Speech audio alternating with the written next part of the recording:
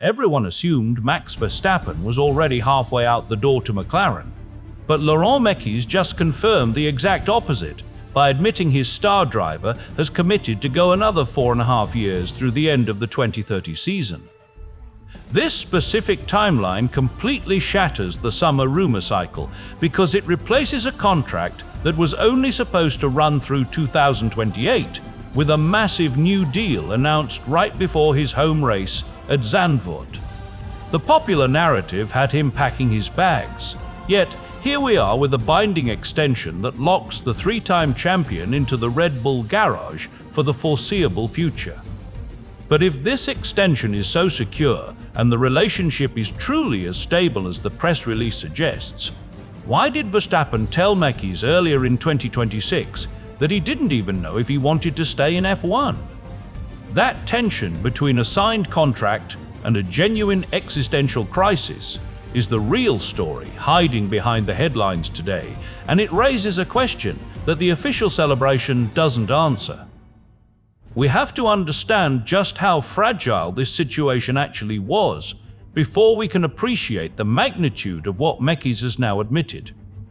The assumption that this was merely a formality ignores the very real possibility that we were watching the end of an era rather than the continuation of one. Verstappen wasn't just negotiating terms or playing hardball for leverage, he was questioning his entire future in the sport, while the paddock speculated wildly about rival teams. So what changed between that moment of profound doubt and a commitment stretching into the next decade? The answer isn't found in a simple paycheck or a sudden fix to current car issues, but rather in a convergence of factors that Mekies himself hinted at without fully spelling out in the initial announcement. We know the contract is signed, and we know the dates are locked in through 2030, but the internal mechanics of how Red Bull pulled their driver back from the brink remain partially obscured by the celebratory tone of the official statement. This brings us to the core admission that makes this news so significant for the team's long-term trajectory. Mekies didn't just say they renewed a deal, he explicitly framed it as retaining the best driver on the grid for a duration that covers multiple regulation cycles. He called it phenomenal news for Oracle Red Bull Racing, but the weight of that phrase only lands when you realize how close things came to falling apart completely. The gap between questioning his future and committing to 4.5 more years is where the actual drama lives, and it's a gap that shouldn't exist if everything were truly business as usual. Why would a driver who felt undrivable conditions earlier in 2026 suddenly agree to the longest commitment of his career? There is a missing piece to this puzzle that explains why the exit clause speculation died not with a whimper, but with a definitive timestamp extending deep into the 2030s. Until we unpack the specific conversations and technical promises that bridge that divide, the signature on the paper feels less like a guarantee and more like a calculated bet on a future that hasn't arrived yet.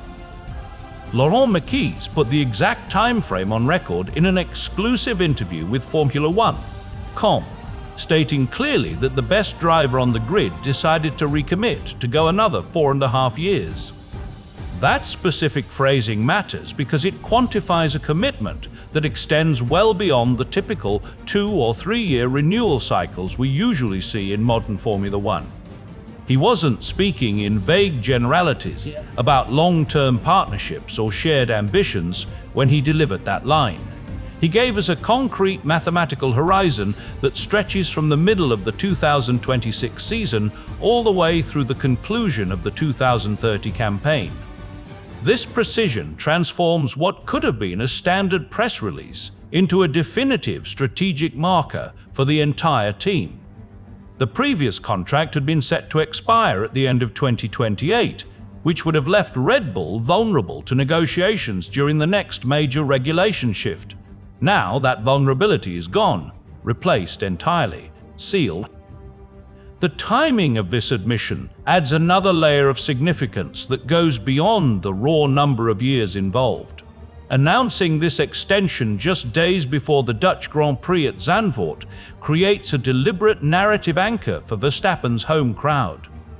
It ensures that when he takes the track at his home race, the question marks hovering over his future are replaced by a confirmed timeline visible to every fan in the grandstands. Mekies understood the symbolic weight of this moment perfectly. He knew that resolving the contract situation ahead of this specific weekend would amplify the emotional connection between driver, team, and local supporters.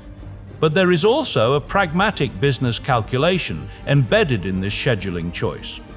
By clearing the air before the car hits the asphalt at Zandvoort, the team removes a massive distraction from the garage during a critical home event. Focus returns, noise fades, racing resumes. We should also consider what this 4.5-year figure tells us about Red Bull's internal planning horizon under Mekies' leadership. A commitment of this length signals that the team is no longer operating in survival mode after the turbulence of the mid-2020s transition period. They are projecting stability across multiple technical generations of cars and power units. Mekies described the partnership as one of the most successful and defining in F1 history, but that historical framing only works if both parties believe they can replicate past success under fundamentally different future conditions. The extension effectively bets the team's next half-decade on the belief that their current rebuilding process will yield championship, contending machinery consistently. It is a massive vote of confidence in the Milton Keynes infrastructure that persists despite the well-documented struggles of the current RB22 chassis. This brings us back to the sheer scale of what Mekies has actually admitted here. When a team principal publicly commits to retaining a driver for 4.5 additional years during a season where the car lacks performance confidence, they are making a statement that transcends current lap times. They are declaring that the driver's value to the organization exists independently of immediate results. Mekies called having Max continue with them fantastic news, but the subtext is far more complex than simple satisfaction. He is telling the rest of the paddock that Red Bull's foundation remains immovable, regardless of temporary competitive setbacks. So where does that leave us as we try to understand the full scope of this announcement? We have the timeline, we have the venue, and we have the explicit confirmation from the team principal himself. Yet understanding why this particular duration was chosen requires looking deeper into the conversations that preceded the signature, conversations that revealed just how uncertain everything was before this moment of clarity arrived. Picture this for a second. You are sitting across from your team principal at the start of a championship defense, and instead of discussing setup changes or tire strategies, you have to tell him that you might not even want to be in the sport anymore. That is exactly the conversation Max Verstappen had with Laurent Mekies early in the 2026 season, a moment of raw honesty that makes the current 4.5-year extension feel almost impossible.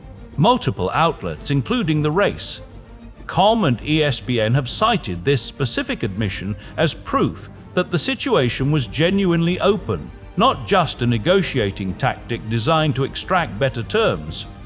Verstappen reportedly told Mekies not to raise questions about his future because he didn't even know if he wanted to stay in F1 at all.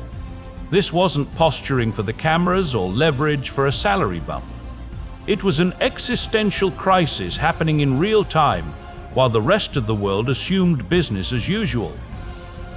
The intensity of that uncertainty explains why the McLaren rumor cycle gained so much traction throughout the summer of 2026. When a driver tells his own boss he might quit entirely, rival teams don't just hear noise, they hear opportunity knocking louder than it has in years. The speculation wasn't manufactured by bored journalists filling column inches during the mid-season break. It was rooted in a tangible vulnerability that existed inside the Red Bull garage itself.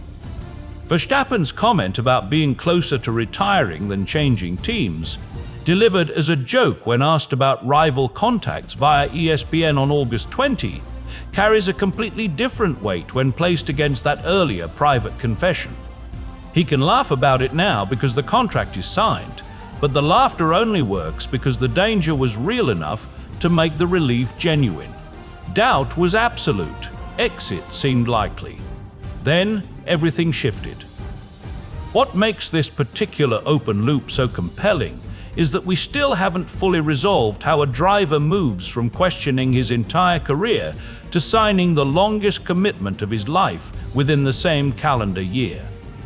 The gap between those two emotional states contains the true story of Red Bull's retention strategy. We know the destination because Mekies confirmed the 4.5-year figure, but the journey between despair and dedication remains partially mapped. Did something specific happen in those intervening months to restore his faith?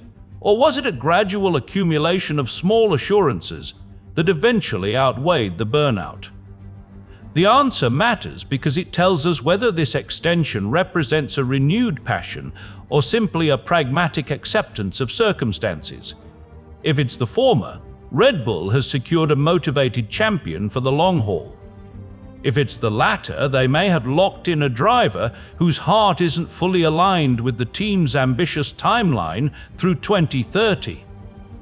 This tension between past doubt and present commitment also reframes how we should interpret Mekies' public statements about the relationship being really good, very open and transparent. Those words sound like standard PR polish when taken in isolation, but they transform into evidence of successful crisis management when viewed through the lens of that early 2026 conversation. Transparency isn't valuable when everyone agrees. It becomes essential precisely when disagreement and disillusionment threaten to tear the partnership apart. Mekies didn't just manage a contract negotiation, he navigated a driver's fundamental reconsideration of his professional identity. So, where does that leave our understanding of what actually secured this deal? We've established the depth of the doubt and the magnitude of the commitment, but we haven't yet examined the technical and regulatory factors that help bridge the divide between wanting to leave and deciding to stay for another half-decade. Remember how this all started, with Laurent Mekies confirming that Max Verstappen would go another 4.5 years through 2030, a timeline that seemed to contradict every rumor swirling around the paddock. That opening fact lands with even more force when you realize it was announced in the exact same week that Red Bull technical director Pierre Waquet publicly stated the team has no confidence in the RB22 as of mid-August 2026. This is not a retrospective admission after a championship was already secured. It is a contemporaneous declaration of uncertainty made roughly 7 days before the contract extension became official. Waquet told Motorsport Week on August the 13th that the team sees a different problem every time they put the car on the ground, a level of blunt public assessment that rarely comes from a senior technical figure at a top team. Car is broken. Problems multiply. Confidence vanishes. How do we reconcile a 4.5-year commitment with a technical director admitting his current chassis lacks fundamental reliability?